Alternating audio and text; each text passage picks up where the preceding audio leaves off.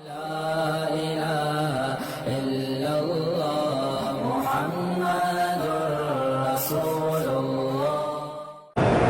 کہتے جی کہ حبیب الرحمان کے کاروبار کے پتہ نہیں کیا دعا کرتے ہیں بے روزگار۔ بھئی بے روزگار ہو تو اللہ نے وعدہ کیا ہوا ہے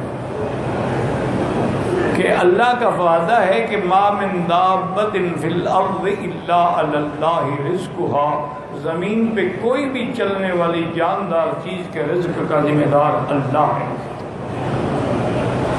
آپ اتنا مہربانی کریں کہ من یتق اللہ یجعل لہ مخرجا، جو اللہ سے ڈر کے گناہ چھوڑ دے اللہ راستے بناتے ہیں، وَيَرْزُقْهُ مِنْ حَيْثُ لَا يَحْتَسِبُ، اس کو رزق وہاں سے دیتی ہے جہاں سے اس کا گمان ہی نہیں ہوتا۔ اس کی چھوٹی سی میں مثال دوں، یہ میں کو اپنی پیری بزرگی نہیں دکھا رہا کہ یہاں طرح سمجھنا مجھے پیر شیر بنا دو۔ یہ کل کی بات ہے کہ میں گاڑی میں حرم آ رہا تھا تو میرے ساتھی نے کہا کہ حضرت وہ ہمارے علاقے سے آیا ہے، باٹا بھی کہتے ہیں اس کو، سہانجنا بھی کہتے ہیں، تو وہ رات آپ کے لیے پکائیں۔ میں نے کہا کہ نہیں، وہ گرم ہوتا ہے، رات کو میرے لیے وہ نہ بنائیں۔ اچھا، اس کے فوراً بعد میں نے کہا یار وہ یہ سوانجنا تو پھر بھی مل جاتا ہے، کچنال نہیں آتی۔ اچھا، یہ دونوں چیزیں جو ہے نا ہماری اسرائیل کی پٹی ملتان ایریے میں اور کہیں نہیں ہوتی۔ تو اس نے کہا کہ جی انشاءاللہ ابھی دیکھتے ہیں، کوئی بندے ملتان سے آنے والے ہیں تو ان کے دل میں لگائیں گے کہ وہ آپ کے لیے کچنال لے آئیں۔ میں کہا ٹھیک۔ آج عصر کی نماز پڑھ کے میں بیٹھا تو میرے پرانا دوست ہے کہ ساتھ وہ آیا، وہ شاطر پکڑ میں کہ یہ کیا کہتے جی کچنال لایا ہوں آپ کے لیے۔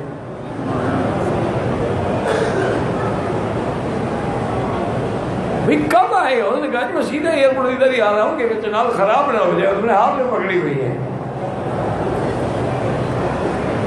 تو اللہ اس طرح دیتے ہیں، حالانکہ میں نے الحمدللہ نہ مانگی نہ میں نے اس کو کہا ہے، لیکن جب اللہ پر یقین کامل ہو تو اللہ فرماتے چلو میرے بندے کے منہ سے نکل گیا تو سچا کر دو اس کو۔ تو اس لیے دو باتیں یاد رکھیں، ایک گناہ چھوڑ دو،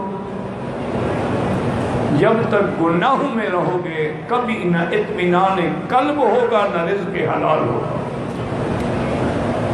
اور ہمیشہ دیکھو نا، آگ ہو، آگ پر پیٹرول ڈالو، آگ بڑھے گی، کم تو نہیں ہوگی نا۔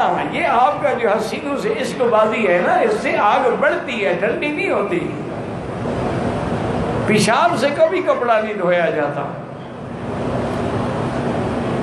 آپ توبہ کریں، گناہ چھوڑ دیں، اور استغفر اللہ الذی لا الہ الا هو الحی القیوم واتوب الیہ، یہ 2000 دفعہ روزانہ پڑھیں۔ ہر نماز کے بعد 2 تسبیح پڑھ لیں، مشکل کیا ہے؟ انشاءاللہ آپ دیکھیں گے، آپ حیران ہو جائیں گے کہ رزق کہاں سے آئے۔ اسی طرح ایک صحابی فرماتے ہیں کہ میں بڑا ہی اداس تھا، غمگین تھا، پریشان بیٹھا تھا کہ حضور پاک تشریف لائے۔ فرمایا کیا بات ہے، کیوں غمگین؟ انہوں نے کہا حضور ایک تو قرضہ بہت ہو گیا ہے اور وسائل رزق بھی نہیں رہے ہیں کہ میں کب آ کے قرض ادا کروں۔ آپ نے فرمایا اللہ کے بندے یہ کیا مشکل ہے، میں تمہیں ایک دعا بتلاتا ہوں پر اس کو یاد کر لو، اللہم انی اعوذ بک من الہم والحزن واعوذ بک من العجز والکسل وَأَعُوذُ بِكَ مِنَ الْجُبْنِ وَالْبُخْلِ وَأَعُوذُ بِكَ مِنْ غَلْبَةِ الدَّيْنِ وَقَهْرِ الرِّجَالِ۔ اور میں 3 دفعہ صبح 3 دفعہ شام کو پڑھ لیا کرو۔ صحابی کہتے ہیں میں چند دن پڑھا تو سارے ہم غم قرضے سب کچھ ختم، اتنی دولت آنے لگی میں حیران ہو گیا۔ صرف یہ دعا 3 دفعہ صبح 3 دفعہ شام، مشکل کیا ہے؟ ایک اور صحابی نے شکایت کی تو انہوں نے کہا حضور میرا کاروبار تباہ اور جو کاروبار کرتا ہوں برکت نہیں ہوتی. ہر گھر میں کوئی مشکل بات نہیں ہے. جب بھی تم دکان کھولو، دکان میں جاؤ یا گھر میں جاؤ یا کمرہ، گھر کے کمرے کو کھولو تو بسم اللہ والصلاۃ والسلام علی رسول اللہ صلی اللہ علیہ وسلم اور قل هو اللہ آتی ہے سورت ایک دفعہ پڑھ لیا کرو.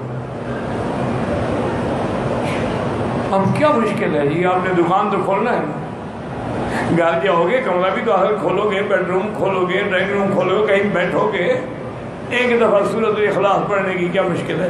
اور صلاۃ و سلام تو حضور پہ ہر مسلمان قلب درویشی پڑھتا ہے. اس نے کہا جی اللہ نے میرے رزق میں ایسے برکتیں ڈالی کہ میں مٹی کو ہاتھ لگاتا تھا اور سونا بن جاتا. بھائی رزق تو مل سکتا ہے لیکن تم نہ لینا چاہو تو تمہاری مرضی. تم کہتے ہو کہ میں عقل سے کماؤں، انما اوتیتہ علی علم عندی، تو قارون نے کہا تھا. نتیجہ کیا نکلا؟ فخسفنا بہ وبدارہ الارض. اللہ نے فرمایا اس کو بھی، اس کی جائیداد کو بھی زمین میں دھنسا دو. حضور نے فرمایا یتجلجل بہا الی یوم القیامہ، ایسے دھنسا جائے گا قیامت تک زمین. وہ کہتا تھا میرے پاس علم ہے، میں نے ایسے دولت کمائی، خدا نے مجھے تھوڑی دی. جیسے آج کل لوگ کہتے ہیں یار تم غریب ہو، تم جانتے کیوں نہیں، ہم پہ ٹرک ہی نہیں آتے کمانے کے. باقی تمہاری مرضی ہے.